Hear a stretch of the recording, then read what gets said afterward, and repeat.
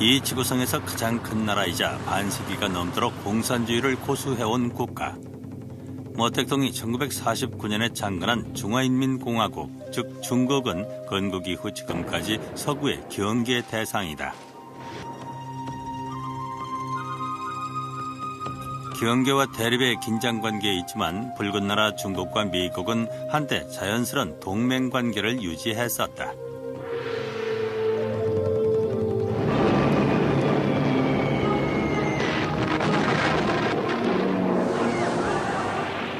이 차 대전이 일어나자 미국은 내란 중인 중국의 정치 세력 가운데 장개석의 국민당 정부를 국가로 승인했다.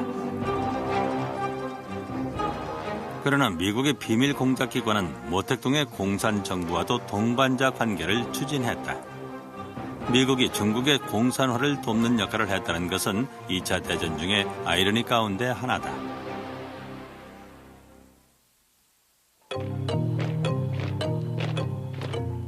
(20여 년에 걸친 중국 내란은 두 사나이의 대결이었다.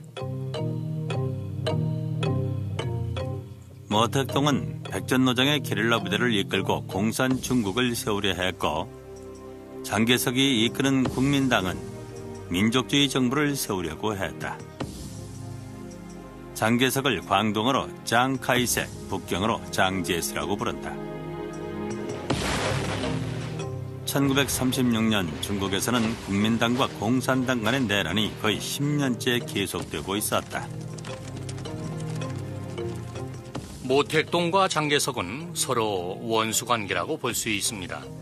모택동은 이 사실을 공개적으로 거론하지는 않았지만 모택동의 두 번째 아내는 1927년 장개석의 군대에게 피살됐습니다. 장개석은 중국을 자기 지배하에 통일하는 데 있어서 공산당이 유일하고도 가장 큰 위협이라고 생각했어요. 이건 제 생각이지만 아마도 모택동과 장개석은 서로가 서로를 가장 증오하는 상징으로 여긴 듯합니다. 그런데 1936년 장개석의 내란 평정에 새 변수가 나타났다. 일본이다.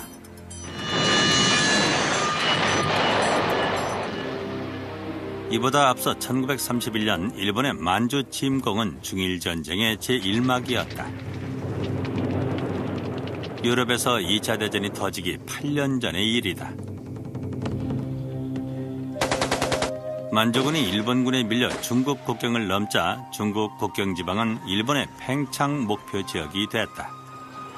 내란으로 약화된 중국은 일본의 손쉬운 먹이가 됐다. 많은 중국인들이 대항 방법은 하나, 국공합작이라고 봤다. 그들은 서로 싸우는 두 사람의 군대가 힘을 합친다면 일본을 물리칠 수 있다고 생각했다. 그러나 장개석은 일본보다도 모택동이라는 내부 세력에게 더 큰 위협을 느꼈다.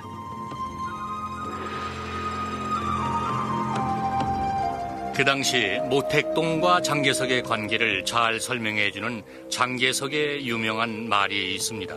일본이나 외국인들은 피부병에 불과하지만 공산주의자들은 심장병에 해당한다. 모택동은 중국의 큰 위협이다라고요. 물론 여기서 중국이란 자기가 지배할 중국이죠. 이렇게 해서 알려진 2차 대전 전쟁사 가운데 가장 얽히고 설킨 스파이전과 협잡의 무대가 마련됐다. 두 적수는 중국의 미래를 놓고 숙명의 대결을 벌였다. 일본이 1936년 중국 북부를 침공할 움직임을 보이는데도 장개석의 관심은 오직 공산당 토벌에만 집중돼 있었다. 그는 젊은 장군으로 알려진 군벌 장항량에 명령해서 모택동의 거점인 연안을 포위하고 공격하라고 명했다. 그러나 이 젊은 장군은 공격은커녕 서안에 자리 잡은 공산당 본부와 비밀 접촉을 시도했다. 중국 대륙 중심부에 있는 서안은 기원전 2세기 고대 중국 진나라의 수도였다. 진시 황제는 이곳에 그의 궁전과 무덤을 지었다. 서안은 새나라의 수도로서 적합한 장소였다.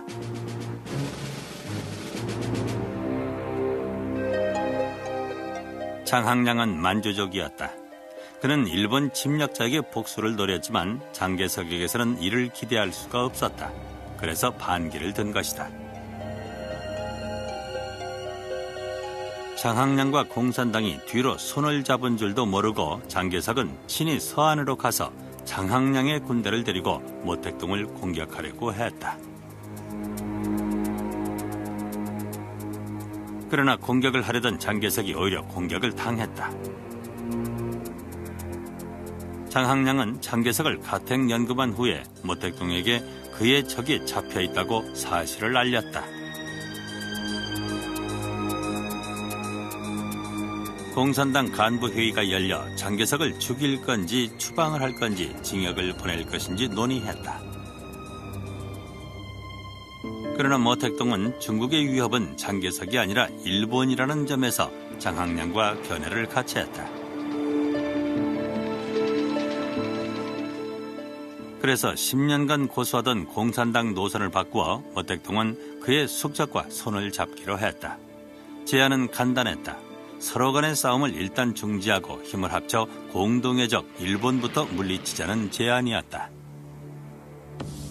실상 장개석은 다른 선택의 여지가 없었다.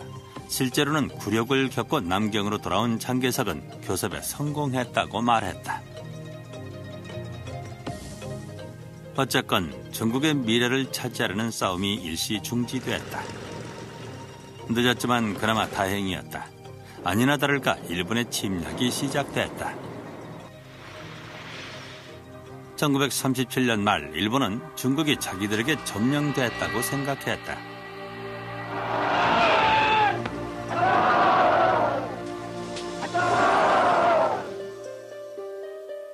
그러나 중국 서부 농업지대에서는 장개석이 여전히 자유중국의 총통임을 주장했고 북서부 내륙의 산악지방에서는 모택동 정권이 버티고 있었다.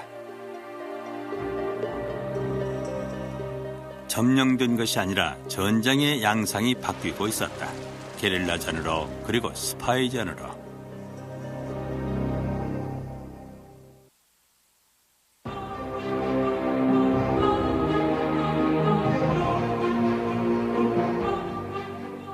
일본은 1937년 여름 중국을 침략했다. 그리고 그 후 해마다 중국 동해안을 따라 주요 도시들을 점령해 내려갔다.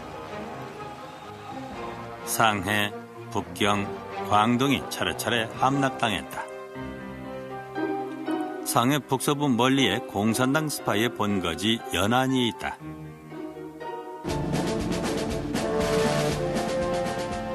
연안은 흘러넘치는 쾌락의 도시 상해와는 완전히 달랐다. 모택동과 그 추종자들은 바위산의 동굴 속에서 살았다. 그의 군인들은 대부분이 농노 출신으로 엄격하고도 평등주의적인 군율에 따랐다. 농민 정권의 농민 생활이었다. 장비가 형편없고 정규 훈련이 부족한 모택동 군대에게 전통적인 군사 전략은 아무런 쓸모가 없었다. 그래서 모택동은 게릴라전을 했는데 이것이 주효했다. 모택동은 중국의 고전을 탐독했는데 거기서 힌트를 얻은 겁니다. 모택동은 이전 시대에 그와 비슷한 활동을 했던 인물들을 본받았습니다. 적을 나의 본거지로 유인한 다음 갑자기 공격하는 수법을 썼던 사람들이요. 모택동의 게릴라전은 2500년 전 손무가 쓴 책 손자병법에서 얻었는데 이 고대의 병사는 오늘날도 기업 전략가나 군사 전략가들이 즐겨 탐독하는 지혜의 원천이다. 손자병법에는 가장 훌륭한 군대는 물이 일정한 형태가 없듯이 일정한 형태가 없다. 적의 형편에 맞춰 거기 적응하고 스스로 변하는 군대가 최고의 군대다라고 적혀있다. 손자병법을 읽은 후 자신이 쓴 게릴라전 교본에서 모택동은 고기가 물에서 살듯 게릴라는 농민 속에서 산다고 말했다. 손자병법에 호응해 모택동은 전선의 유동성으로 인하여 우리 근거지의 크기도 유동적이어야 한다. 항상 커졌다 줄었다 해야 한다. 이것을 빼앗기면 저곳에서 봉기한다. 전토 양상이 유동적이기 때문에 우리 영토 역시 항상 유동적이어야 한다라고 했다.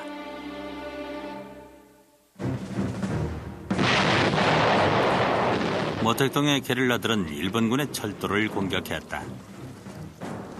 일본 군대의 이동을 방해하거나 군사물자와 탄약고를 폭파한 후 근처 마을로 잠입해 사라졌다. 일본군이 중국 농민을 강제 징집해 일본군에 편입한 곳에 가면 모택동의 게릴라들은 돈을 주고 그들의 일본제 총칼을 사들였다. 북부 지방의 농부들이 볼 때 모택동의 게릴라는 중국판 로빈 후드라고 할 수 있다. 모택동의 게릴라에 또 하나 도움을 준 것이 있다. 그것은 소련이 자금을 대 창설한 첩보원 양성 및 훈련 캠프였다. 연안에 본부를 둔 이 캠프는 동양의 뮌헨 연구소라고 불렀다. 이 정보교육기관은 소련이 통제했습니다. 이 기관은 아시아의 공산주의자들과 당원들을 교육했죠. 이곳의 교육 내용은 비밀 잉크 사용법, 몰래 적의 기지에 침투하는 법, 암호를 사용하는 법 등 첩보원이 꼭 알아야 할 여러 가지 기술과 지식들을 가르치는 정보교육기관이었습니다. 모택동의 스파이들은 소련에게 신세를 갚을 기회가 생겼다. 여기서 훈련받은 중국 스파이들은 유럽 등 전 세계로 파견됐는데 1941년 이들 특파 요원 하나가 대사관 파티장에서 독일 무관을 만났다.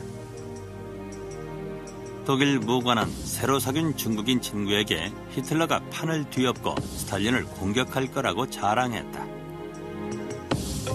이 말을 들은 중국인 요원은 즉시 본부로 무전을 쳤다.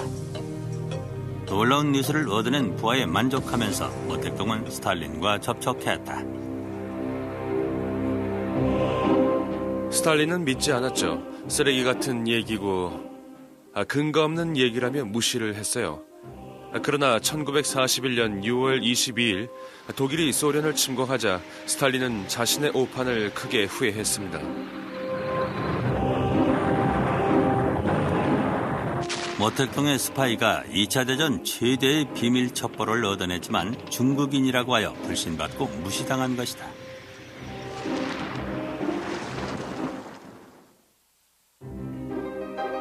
합작기간 중에도 장개석과 모택동은 첩자를 시켜 일본군 진영은 물론 서로 상대방의 진영까지 정탐했다.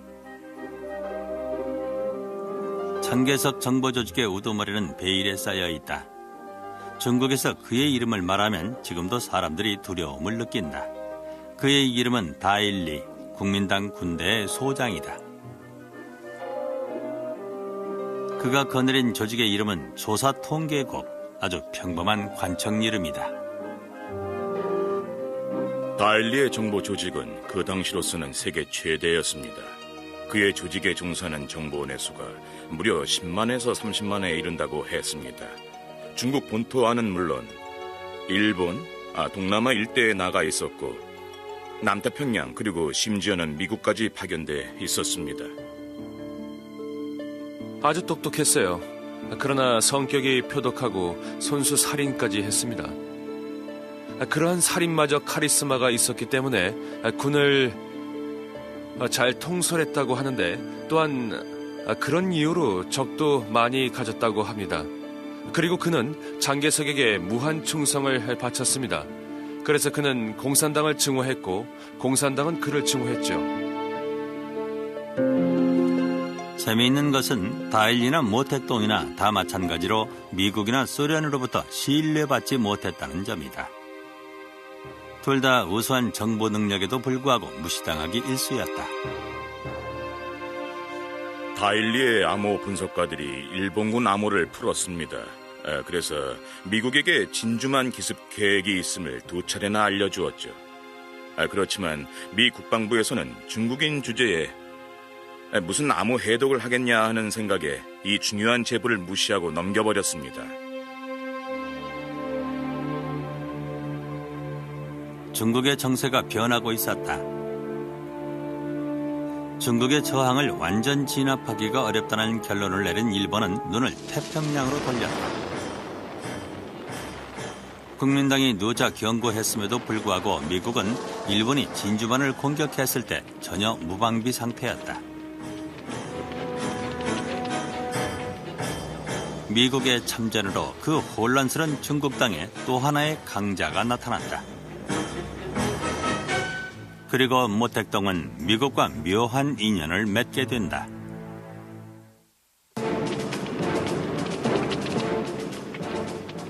일본의 진주만 기습은 미국을 공식적으로 2차 대전에 참여시켰다. 그리고 그 여파가 드디어 중국으로 밀려왔다. I ask that the Congress declare a state of war has existed between the United States and the Japanese Empire. 이제 중국은 미국의 동맹자로 대접받게 됐다. 모택동과 장개석이 국공 합작을 이루고 있었지만 미국은 장개석 정부만을 국가로 승인한 상태였다.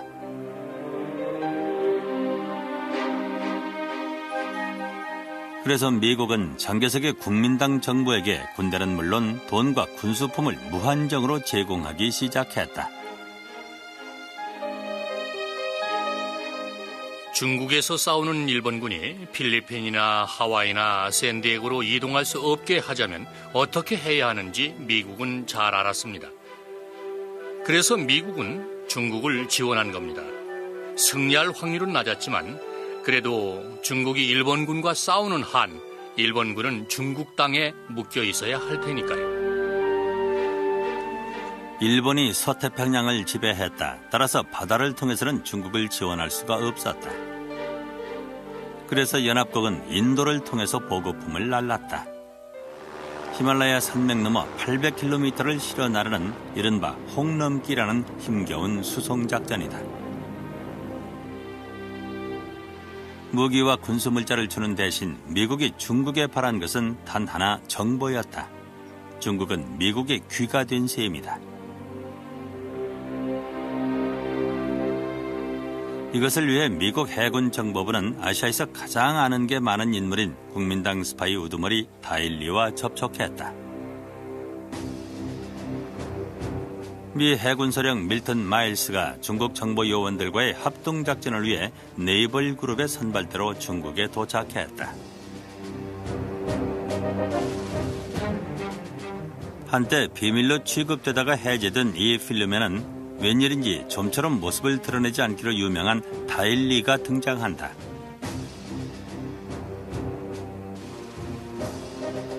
다일리의 협력을 얻어 네이벌 그룹은 1942년에서 3년 사이 특수부대를 훈련시켰습니다. 그중 일부는 파괴 공작인데 다리나 터널 등 좁은 이동 경로를 폭파해서 일본군을 괴롭히는 임무를 맡았습니다.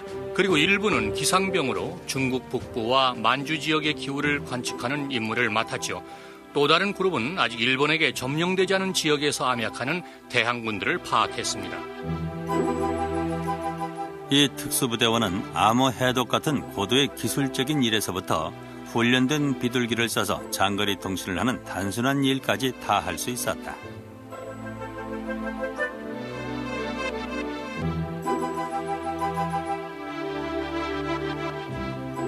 마일스 소령은 장개석 정부의 수도를 굽어보는 언덕에 자기 본부를 마련했다. 많은 미군들이 전쟁터는 유럽에만 있는 걸로 생각했지만 마일스에게는 중국이야말로 자신의 경력을 쌓을 좋은 장소였다. 마일스는 이 일에 자신의 모든 것을 걸었습니다. 그는 자기가 다일리나 장개석과 친해지고 개인적인 친분을 쌓으면 그것이 자신의 출세는 물론 미국 해군 정보부의 중국 작전도 훌륭하게 수행하는 일거양득의 좋은 일이라고 생각했지요. 다일리를 비롯한 중국인들은 그들 나름대로 다른 속셈을 가지고 마일스와 협력했다. 장개석과 다일리는 마일스의 네이벌 그룹을 워싱턴으로 통하는 뒷문으로 생각했습니다. 영향력을 행사하고 원조를 받는 창구며 비상시 도피처로 생각했죠. 그러나 얼마 후 또 다른 미군 정보 그룹이 도착했다. 윌리엄 와일드빌 도노반 장군이 막 창설한 전략기획실, 즉 OSS 요원이 온 것이다. OSS는 CIA의 전신이다. OSS는 1941년 창설 당시 논란이 많았다. 미 육군과 해군 정보부는 또 하나의 첩보 조직을 만들면 혼선이 온다며 민간인으로 구성된 OSS에 반대했다. 물론 유럽에서도 다른 기존 정보기관들의 견제가 심했지만 그런 중에도 OSS는 유럽 무대에서 많은 성공을 거두었다.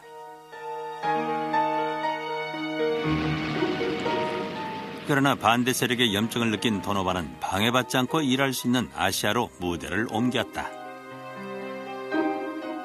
도노반이 중국에서 원한 것은 단 한 가지밖에 없어요. 누구의 방해도 받지 않고 자신의 정보 활동을 펼 수 있기를 원했죠.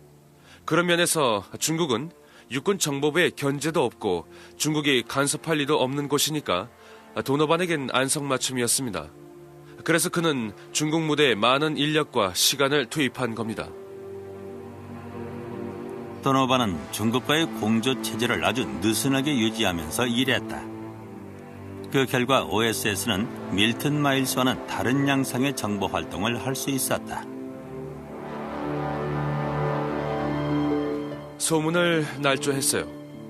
심리전 때문이었죠. 이야기를 만들고 인쇄해서 일본군 진영에 뿌렸습니다. 일본군의 사기를 떨어뜨리려고 한 거죠. 예를 들면 일본 천황이 중국에서 행한 일본군의 잔악 행위를 나무랐다는 얘기 같은 것이었는데 물론 모두 꾸며낸 이야기예요. 그중에는 도저 수상과 히틀러가 동성연애를 하고 있다는 아주 허무맹랑한 얘기도 있었습니다. OSS의 중국 상륙은 중국에 머물던 미국인들의 경각심을 불러왔다. 특히 밀튼 마일스는 자기 영역을 침범당했다. 도노반은 마일스와 해군 정보부의 견제를 받자 울화가 치밀었다. 도노반은 독립적이고도 자유로운 정보 활동을 모색했다. 그러다 보니 북쪽에서 일본에 대항하고 있는 자들이 보였다. 바로 모택동이었다. 모택동의 군대는 두려움을 모르는 게릴라로 이미 유명했다. 게다가 모택동은 정보활동 능력도 상당하다는 소문이었다. 공산주의자들이 지리적으로나 군사적으로 고립되어 있다는 사실은 독자 노선을 추구하는 윌리엄 도노반에게는 문제가 아니었다. 1943년 12월에 도노반은 연안의 모택동에게 한번 만나자고 정중한 편지를 보냈다. 도노반은 모택동이 OSS에 관해 이미 알고 있는 줄도 몰랐다. 도노반은 모택동과의 재휴를 희망하고 있었다. 모택동은 여기에 관심을 보였다. 모택동에게는 미국 정부의 도움도 받고 자신의 합법성도 인정받을 기회였다. 그는 중국 공산당이 기꺼이 미국의 동반자가 되겠다고 답신을 보냈다. 도노반의 지휘 아래 정보원과 외교관으로 구성된 특이한 사절단이 모택동을 만나러 중국 북부로 날아갔다.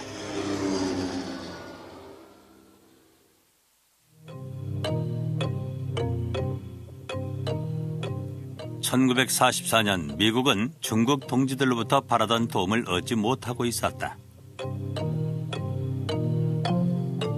수백만 달러의 돈과 수천 톤에 이르는 무기와 탄약을 주었지만 국민당 군대는 일본군에게 조금도 타격을 입히지 못했다.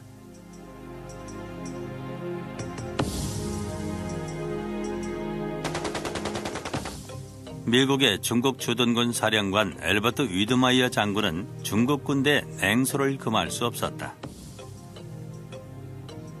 그는 중국 군대는 군대가 아니라 오합지졸이다. 조직은 엉망이고 운영도 체계가 없어서 그 꼴은 이루 말할 수가 없다라고 말했다. 그런데다가 장개석은 미국으로부터 받은 원조 자원을 일본군과 싸우는데 모두 쓰지 않고 아꼈다. 훗날 일본이 물러가면 모택동과 싸울 것을 대비해 따로 떼어 비축하고 있었다.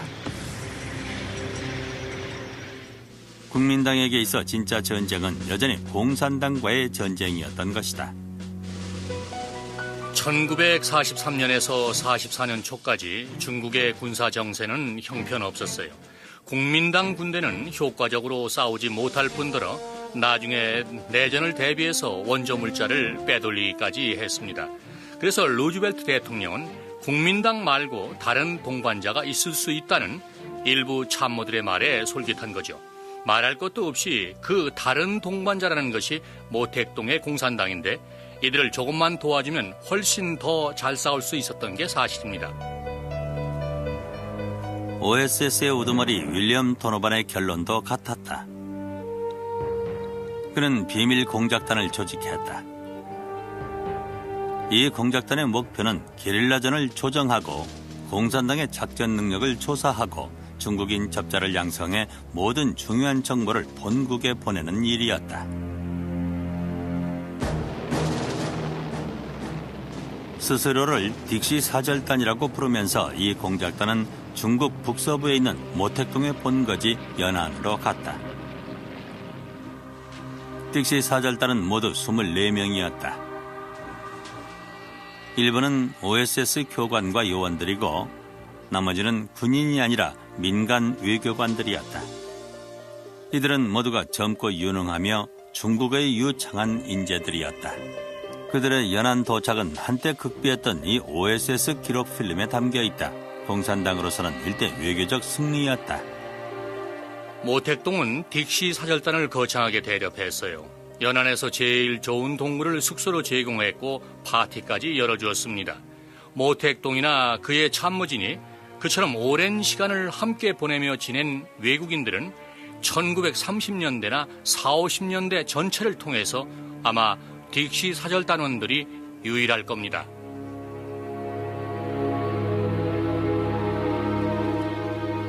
데이빗 바레트 대령도 44년 6월에 파견된 딕시 사절단원이었다. 그는 적진 후방 작전에 능숙한 수준 높은 게릴라 부대를 볼 수 있었다.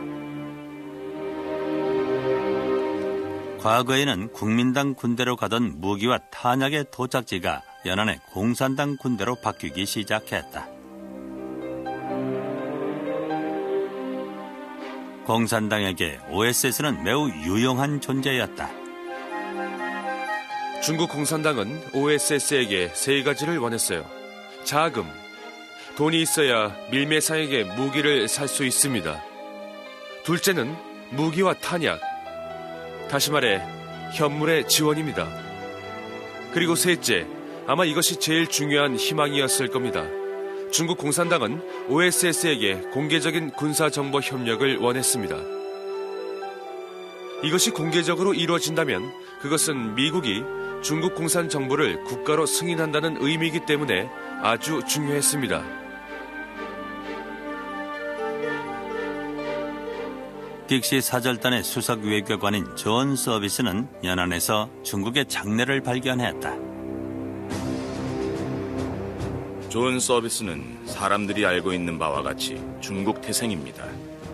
선교사의 아들로 태어났는데 중국 표준말은 물론 다른 여러 사투리도 잘했어요. 그리고 미국인 영웅답게 호기심도 대단히 많았습니다. 현지 사정에 밝아서 혼자 도시와 마을의 뒷골목을 누비며 엄청난 양의 정보를 수집할 수 있었죠. 그는 중국 현지 사정을 살펴본 후 중국의 가장 큰 희망은 공산당이라고 확신했습니다. 미국은 이미 공산주의자들과 손잡은 전례가 있다.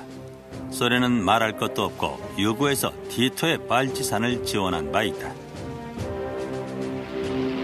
미국은 처칠의 권고에 따라 부패 집단인 세르비아의 미하일로비치와 손을 끊고 공산 빨치산 지도자인 티토를 택했던 것이다. 그리고 티토는 미국의 기대대로 아주 잘 싸웠다. 존 서비스는 국방부에다 중국의 상황이 유고와 아주 비슷하다고 보고했다. 부패한 국민당을 지원하느니 열심히 싸우는 공산당을 지원하는 것이 낫다고 한 것이다. 이에 전적으로 동감한 도노반은 유고의 요원을 급히 공산 세력의 중심지 연안으로 데려왔다.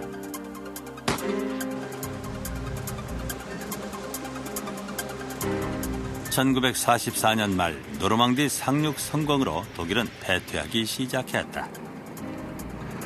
그래서 미국은 대일본전에 좀 더 집중할 수 있었다.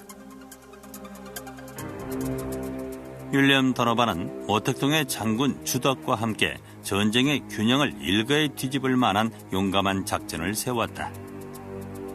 일본이 점령 중인 산동반도에 노르망디 스타일의 상륙전을 계획한 것이다.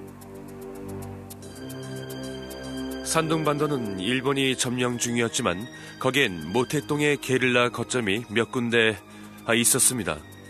이걸 근거로 해 대규모의 미국 군대가 산둥반도에 상륙하려 했던 것이죠. 공산당과 함께요. 이 무렵 딕시 사절단은 놀라운 제안을 받았다. 모택동과 제2인자인 주을레가 워싱턴을 가겠다는 것이었다. 모택동은 딕시 사절단에게 자기와 주은레 둘이서 루즈벨트를 만나러 가겠다고 했습니다. 개인 자격이건 중국의 대표 자격이건 공개 방문이건 비공개이건 워싱턴에 가서 루즈벨트를 직접 만나고 싶다는 거였죠. 1944년 11월 존 서비스는 딕시 사절단의 보고서를 작성, 이를 암호화해서 워싱턴으로 보냈다. 보고서는 이렇게 지적했다. 미국이 공산주의자들을 도운 결과 중국에 바람직한 변화가 일고 있다. 우리 정책은 중국 인민 대중의 전폭적인 지지를 받고 있으며 미국의 국위가 점점 높아지고 있다. 중국의 현실을 현실로 받아들이는 우리의 정책을 계속한다면 중국의 공산주의자들은 소련이 아니라 미국 편이 될 것이다. 모택동은 미국 지도자와의 역사적인 만남을 준비했다. 그러나 이미 반대 세력이 이 새로운 시도를 견제하고 있었다. 아이러니컬하게도 그것은 일본이 아니라 연합군 내부의 음모 공작에 의한 방해였다.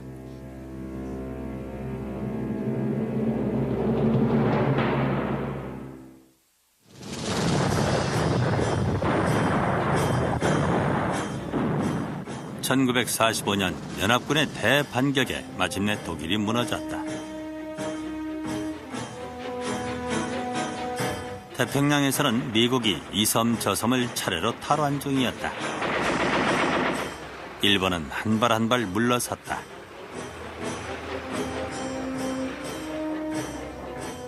그러나 일본전은 대단히 길고 어려운 전투였다.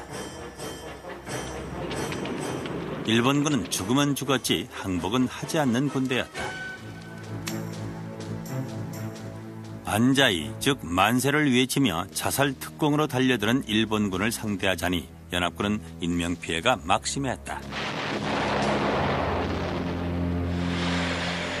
연합군의 중국 본토 공격의 주 목적은 일본군을 중국에 묶어두고 태평양 전쟁을 조금이라도 쉽게 하자는 의도였다. 그리고 모택동의 게릴라가 잘만 싸워주면 중국 본토에 일본 본토 공격 기지를 세울 수도 있었다. 모택동은 워싱턴에 가서 루즈벨트를 만나 바로 이런 얘기를 할 생각이었다. 딕시 사절단은 공산주의자들과의 제휴가 아시아의 미래를 미국에 유리하게 만들 거라고 생각했다. 그래서 그들은 대중국 원조 정책의 근본적인 전환을 제안했다. 그들은 파산 상태인 정권을 무한정 지원할 수는 없는 일이다. 정치적인 이유에서라도 우리가 중국을 붙잡지 않으면 중국은 소련에 그냥 통째로 넘어가고 말 것이다. 만일 장개석과 모택동 간의 타협이 불가능하다면 우리는 어느 쪽을 선택해야 하는데 우리는 중국이 지금 장개석에게서 모택동에게로 주도권이 넘어가는 상황임을 염두에 둬야 한다라고 주장했다. 그러나 공산당과 합동으로 실시하려던 중국 본토 상륙은 일본이 아니라 다일리의 방해 공작으로 휴지가 되어버렸다. 해군 정보대 밀턴 마일스는 도노반의 중국 본토 상륙 작전이 자기 영역을 또 한 번 침범하는 것이라고 생각했다. 이 문제를 다일리와 협의한 결과 두 사람은 자기들의 적은 일본이 아니라 OSS라고 결론지었다. 딕시 사절단은 제안을 할 때마다 이걸 워싱턴에 보낼 때 같은 미국 정보기관이라는 이유에서 네이벌 그룹에게도 사본을 보냈습니다. 그런데 마일스는 이걸 혼자만 알고 있지 않고 다일리와 장개석에게 몰래 알려줬던 겁니다. 그러니 장개석과 다일리는 오히려 루즈벨트보다도 먼저 이 사실을 알고 강력하게 항의한 겁니다. 이 제안을 워싱턴 당국자가 반드시 기각해야 한다고 주장했습니다. 또 하나의 반대 세력은 주중 대사 패트릭 헐리였다. 패트릭 헐리는 미국 외교사에 보기 드문 재수없고 우스운 인물입니다. 오클라호마주 출신 공화당 정치인인데 루즈벨트가 무시할 수 없는 인물이었어요. 관직을 달라고 하도 귀찮게 굴자 루즈벨트는 혹을 때리는 생각에서 미국에서 가장 먼 나라, 하지만 큰 나라인 중국 대사로 그를 내보낸 거죠. 그런데 헐리는 공산주의라면 무작정 싫어했다. 장개석과 다일리는 향응을 베풀어가며 헐리를 구슬렸다. 그리고는 훗날 공산당과 대결할 군사와 장비를 보여주며 미래를 약속했다. 그래서 헐리는 장개석이 중국의 유일한 희망이라고 확신하고 있었다. 1945년 봄 주중 대사관에서 일한 지 얼마 되지 않은 한 젊은 외교관이 장개석의 국민당을 비난하는 보고서를 올렸어요. 패트릭 헐리는 그를 자기 방으로 불러 책상 앞에 앉힌 다음에 서랍에서 권총을 꺼냈습니다. 권총을 겨누며 말하길 보고서를 고쳐라. 안 고치면 쏘겠다. 그러자 그 외교관은 깜짝 놀라면서 바로 고쳤답니다. 패트릭 헐리는 다일리를 통해서 미군의 중국 상륙 작전에 관해 알게 됐다. 헐리는 아무리 전시지만 존 서비스와 딕시 사절단이 공산당을 돕는 것은 반역죄라며 비난했다. 거기다 장개석은 미국이 모택동을 돕는 것을 비난하며 그렇다면 단독으로 일본과 강화 조약을 맺겠다고 협박했다. 이런 얽히고 설킨 상황에서 침공 계획은 무산될 수밖에 없었다. 모택동의 방미 계획 또한 무산됐고 딕시 사절단은 본국으로 송환됐다. 모택동은 이제 미국의 동반자가 아니었다.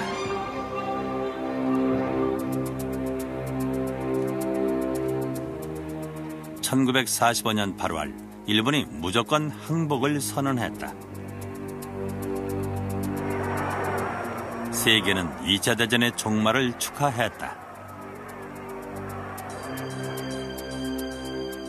그러나 중국 북서부의 모택동에게는 끝난 것이 아니라 이제 시작이었다.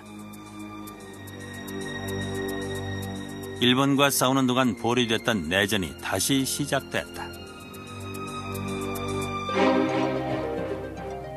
모택동은 스파이들을 통해 미국이 장개석에게 여전히 대포와 탱크를 보내주고 있으며 미국 비행기가 장개석의 군대를 중국 여기저기로 수송하고 있음을 발견했다. 한때 협력을 약속했던 우방이 그를 등진 것이다. 그러나 연안의 끝까지 남아있던 서방 기자의 보도에 의하면 모택동은 미국의 이러한 처사에 의외로 초연했다고 한다. 그리고는 이렇게 말했다고 한다. 녹슨 총이지만 이걸로 일본과 싸웠다. 미국과도 싸울 것이다.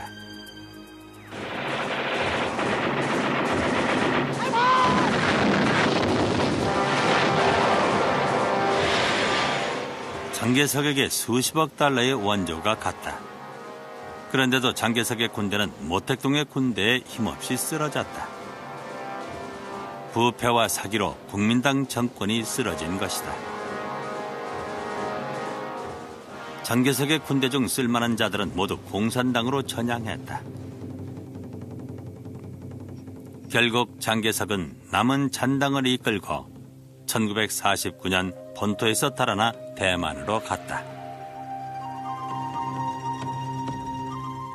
1949년 10월 1일 드디어 모택동은 중화인민공화국의 탄생을 선언했다.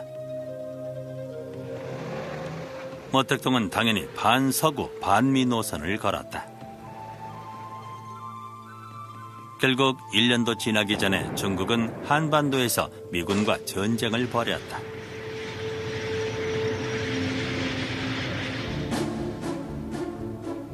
누구 때문에 중국을 잃었을까? 중국이 공산화되자 미국은 자문했다. 가장 먼저 지탄받은 것이 딕시 사절단이었다. 조선 메카시 상원의원은 딕시 사절단이 도왔기 때문에 공산당이 집권했다고 비난했다. 결국 딕시 사절단에 참여한 외교관들은 사표를 내야 했다. 메카시 선풍이 불던 40년대와 50년대에 존 서비스는 스파이 혐의로 체포되기까지 했다. 그러나 중국을 잃은 책임자로 지탄받기는 딕시 사절단뿐이 아니었다. 1949년 야당인 공화당은 계속 문제를 제기했어요. 누가 중국을 잃었나? 대답은 뻔했습니다. 해리 트루먼, 조지 마셜, 딘 애치슨 등 유화적인 민주당이 범인이라는 겁니다. 그러나 중국은 미국이 좌지우지할 수 있는 나라가 아니에요. 누가 잃은 게 아니죠. 중국이 자기 길을 간 겁니다. 어느 특정 집단 때문에 미국이 중국을 잃었다고 하는 것은 교만입니다. 세계 제1의 인구를 가진 나라가 우리 손에 춤출 리가 있나요? 누가 이런 게 아닙니다. 둘 간의 내전에서 공산당이 이기고 국민당이 진 거죠. 하지만 이 논쟁은 오늘날까지도 계속되고 있어요. 2차 대전 때 중국에서 복무한 사람들의 운명은 대부분 비참했다. 존 서비스는 간첩 혐의는 벗었지만 다시는 외교관으로 일하지 못했다. 밀턴 마일스는 전쟁이 끝나갈 무렵 신경쇠약에 걸려 본국으로 후송됐고 네벌그룹은 해체됐다. 다일리는 1946년 중국 내란이 재개될 무렵 의문의 비행기 사고로 사망했다. 집요하게 떠도는 소문에 의하면 공산당의 음모에 의한 암살이었다고 한다.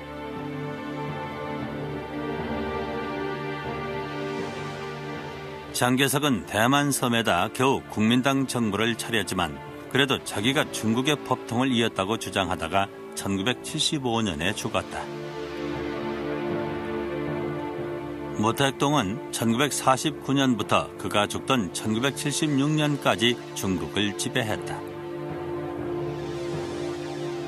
그는 1972년 리처드 닉슨을 중국으로 초청했고 드디어 미국과 공산 중국이 수교를 이루었다. 모택동은 시도한 지 30년이 지났어야 비로소 미국 대통령을 만난 것이다. 중국의 내란은 아직도 끝나지 않았다. 모택동과 장개석의 대결 후 반세기가 넘었지만 대만 해협에는 아직도 군사적인 위협이 남아있다. 2차 대전의 뿌리를 둔 오늘날까지 이어지는 이 미해결 상태는 해결될 기미를 놓치는 바람에 시간의 흐름에 따라 모택동의 유산으로 거의 기정사실로 고착돼 가고 있다.